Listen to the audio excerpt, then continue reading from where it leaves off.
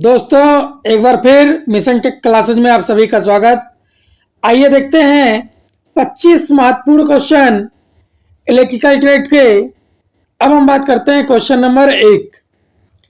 यदि किसी 3 phase induction motor का एक फेज ओपन हो जाए तो क्या प्रभाव पड़ेगा? मोटर समान रूप से चलेगी, मोटर बंद हो जाएगी, मोटर ओवरहीट होगी और अनियमित रूप से चलेगी, मोटर की गति दोगुनी हो जाएगी।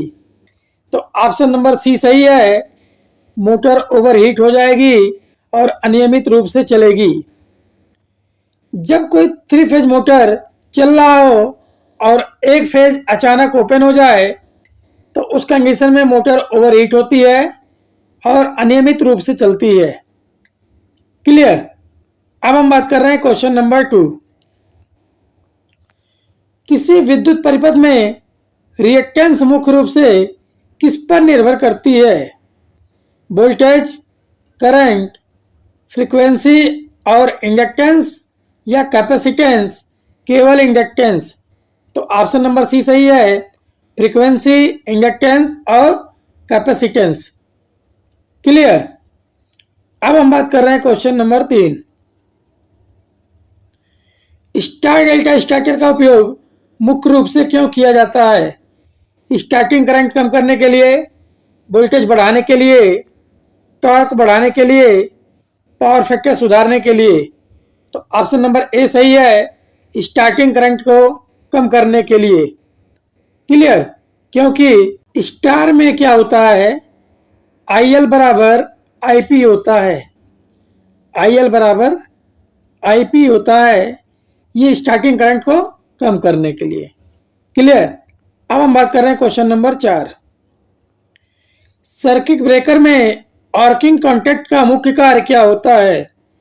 करंट को सीमित करना, वोल्टेज बढ़ाना, आर्क को नियंत्रित करना और ब्रेकर के मुख्य कॉन्टैक्ट को सुरक्षित रखना, ब्रेकर को जल्दी ट्रिप करना। तो ऑप्शन नंबर सी सही है, आर्क को नियंत्रित करना और ब्रेकर के मुख्य कॉन्टैक्ट को सुरक्षित रखना। क्लियर? अब हम बात कर रहे हैं क्वेश्चन नंबर 5। 11 केवी लाइन पर किस प्रकार का सर्किट ब्रेकर सबसे उपयुक्त होता है? Oil circuit breaker, SF6 circuit breaker, air breaker, vacuum circuit breaker? तो ऑप्शन नंबर डी सही है, वैक्यूम सर्किट ब्रेकर।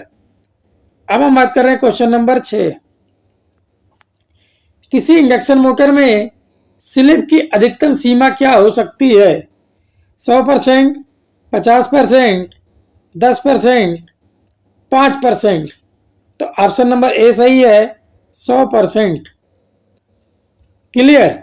क्योंकि स्लिप बराबर होता है NS माइनस NR बटा NS गुणे 100। क्लियर? अगर NR का मान 0 हो जाए तो NS बटा NS गुणे 100 कट के आ जाएगा 100%। क्लियर? अब हम बात कर रहे हैं क्वेश्चन नंबर 7। पृथ्वी की सतह के सापेक्ष इंसुलेटेड न्यूट्रल सिस्टम में फॉल्ट करंट किस पर निर्भर करता है? केवल सिस्टम वोल्टेज पर, केवल फॉल्ट के प्रकार पर, सिस्टम की कैपेसिटेंस पर, केवल करंट की दिशा पर? तो ऑप्शन नंबर सी सही है, सिस्टम की कैपेसिटेंस पर। क्लियर? अब हम बात कर रहे हैं क्वेश्चन नंबर 8। इलेक्ट्रिकल ग्राउंडिंग का मुख्य उद्देश्य क्या होता है? उपकरणों की लाइफ बढ़ाना, करंट को नियंत्रित करना, विद्युत शॉक से सुरक्षा और फॉल्ट के डिस्चार्ज को सुनिश्चित करना, पावर फैक्टर सुधारना? तो ऑप्शन नंबर सी सही है, विद्युत शॉक से सुरक्षा और फॉल्ट करंट के डिस्चार्ज को सुनिश्चित करना। क्लियर? अब हम बात कर रहे हैं क्वेश्चन नंबर 9। यदि किसी डीसी मोटर की आर्मेचर वाइंडिंग खुल जाती है तो मोटर पर क्या प्रभाव पड़ेगा? मोटर धीमी गति से चलेगी, मोटर तेजी से दौड़ने लगेगी या तेजी से चलने लगेगा, मोटर सामान्य रूप से चलेगी, मोटर तुरंत बंद हो जाएगी? तो ऑप्शन नंबर बी सही है, मोटर तेजी से चलने लगेगा। क्लियर? अब हम बात कर रहे हैं क्वेश्चन नंबर 10। ट्रांसफार्मर में ऑयल टेस्टिंग क्यों की जाती है? तापमान मापने के लिए, इंसुलेशन की गुणवत्ता जांचने के लिए, वोल्टेज को स्थिर रखने के लिए, पावर फैक्टर सुधारने के लिए। तो ऑप्शन नंबर बी सही है, इंसुलेशन की गुणवत्ता जांचने के लिए। क्लियर। अब हम बात कर रहे हैं क्वेश्चन नंबर 11। यदि किसी इंडक्शन मोटर का पावर फैक्टर 10.8 लैगिंग है तो इसे सुधारने के लिए क्या जोड़ा जाता है? तो पावर फैक्टर इंप्रूव करने के लिए आप जोड़ेंगे कैपेसिटर। ऑप्शन नंबर ए सही है। अब हम बात कर रहे हैं क्वेश्चन नंबर 12। किसी विद्युत परिपथ में स्किन इफेक्ट किसके कारण होता है? अधिक वोल्टेज के कारण, उच्च फ्रीक्वेंसी के कारण, अधिक करंट के कारण, उच्च प्रतिरोध के कारण। तो ऑप्शन नंबर बी सही है, उच्च फ्रीक्वेंसी के कारण। क्लियर। अब हम बात कर रहे हैं क्वेश्चन नंबर 13। किसी डीसी जनरेटर में कम्यूटेटर का मुख्य कार्य होता है। बहुत ही इंपॉर्टेंट क्वेश्चन है। वोल्टेज को रेगुलेट करना, डीसी को एसी में बदलना, एसी को डीसी में बदलना, रोटर को ठंडा रखना। तो ये हम बात कर रहे हैं डीसी जनरेटर में कम्यूटेटर का क्या कार्य होता है। क्लियर। तो एसी को डीसी में बदलना, एसी को डीसी में बदलना। क्लियर, क्योंकि ये जनरेटर में है। अब हम बात कर रहे हैं क्वेश्चन नंबर 14। ट्रांसफार्मर में आयल गैप टेस्ट यानी कि वीडीवी टेस्ट क्यों किया जाता है? इंसुलेशन की गुणवत्ता की जांच करने के लिए। ऑप्शन नंबर ए सही है। अब हम बात कर रहे हैं क्वेश्चन नंबर 15। जब किसी एसी मशीन की दक्षता यानी कि एफिशिएंसी बढ़ानी होती है तो क्या किया जाता है? पावर फैक्टर सुधारते हैं, वोल्टेज बढ़ा देते हैं, इंडक्टर जोड़ देते हैं, रेजिस्टेंस बढ़ा देते हैं। तो ऑप्शन नंबर ए सही है, पावर फैक्टर को सुधारने से दक्षता बढ़ जाती है। अब हम बात कर रहे हैं क्वेश्चन नंबर 16। किसी ट्रांसफार्मर में आयल का मुख्य कार्य क्या है? करंट को बढ़ाना, शॉर्ट सर्किट को रोकना, इंसुलेशन और कूलिंग प्रदान करना, फेज शिफ्टिंग करना। ऑप्शन नंबर सी सही है, इंसुलेशन और कूलिंग प्रदान करना। क्लियर। अब हम बात कर रहे हैं question number 17। DOL direct online starter का मुख्य रूप से किसके लिए प्रयोग किया जाता है? High power motor, low power motor, DC motor, high voltage transformer. तो ऑप्शन नंबर बी सही है, लो पावर मोटर। क्लियर, क्योंकि यह 5 HP तक के मोटर को चालू करने के लिए DOL स्टार्टर यूज किया जाता है। अब हम बात कर रहे हैं क्वेश्चन नंबर 18। HVDC ट्रांसमिशन का मुख्य लाभ क्या है? कम transmission loss.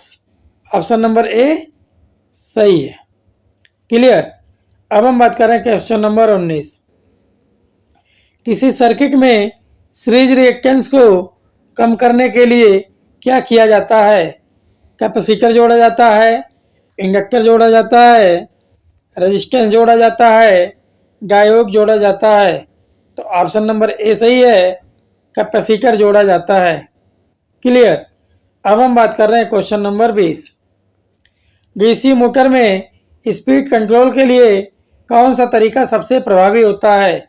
Armature voltage control, flux control, rotor resistance control, frequency control. तो ऑप्शन नंबर ए सही है, आर्मेचर कंट्रोल मेथड, क्योंकि जो फार्मूला होता है वो होता है एन समानुपात EV/5। EV/5। क्लियर। अब हम बात कर रहे हैं क्वेश्चन नंबर 21। किसी विद्युत मशीन में हिस्टेरेसिस लॉस को कम करने के लिए क्या किया जाता है? उच्च प्रतिरोध वाली सामग्री का उपयोग किया जाता है, उच्च कोर घनत्व वाली सामग्री का उपयोग किया जाता है, पतली लेमिनेटेड कोर का उपयोग किया जाता है, मशीन का साइज बढ़ा दिया जाता है। ऑप्शन नंबर सी सही है, पतली कोर लेमिनेटेड का प्रयोग किया जाता है।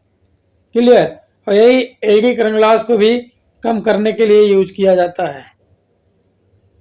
अब हम बात कर रहे हैं क्वेश्चन नंबर 22।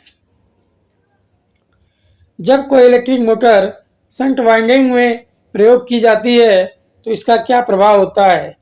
मोटर का टार्क बढ़ेगा, मोटर की गति स्थिर रहेगी, मोटर की दक्षता कम होगी, करंट बढ़ जाएगा। तो ऑप्शन नंबर बी सही है, मोटर की गति स्थिर रहती है। क्लियर? क्योंकि यहाँ पे जो फ्लक्स है वह भी स्थिर रहता है, इसलिए इसकी गति स्थिर रहती है। ये शंट मोटर की विशेषता है। क्लियर?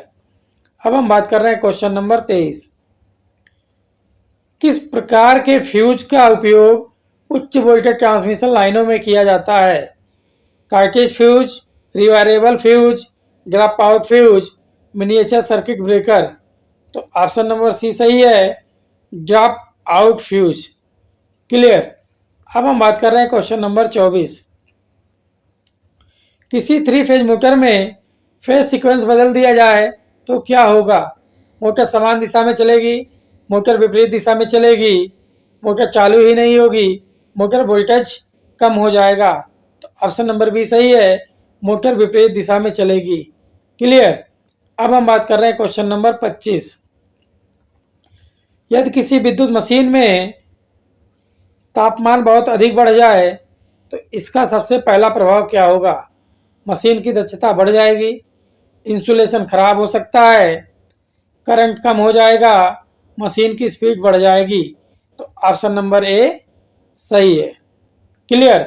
अगर यह वीडियो आपको अच्छा लगा हो तो ज़्यादा से ज़्यादा लाइक करें, सब्सक्राइब करें, शेयर करना ना भूलें। थैंक यू, धन्यवाद।